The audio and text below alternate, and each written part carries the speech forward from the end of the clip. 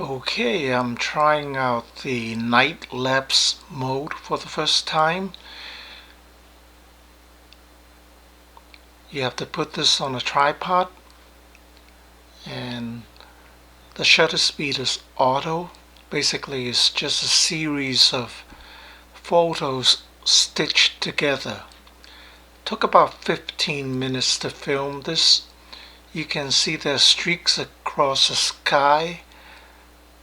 That's actually planes flying into JFK. I think it's pretty cool.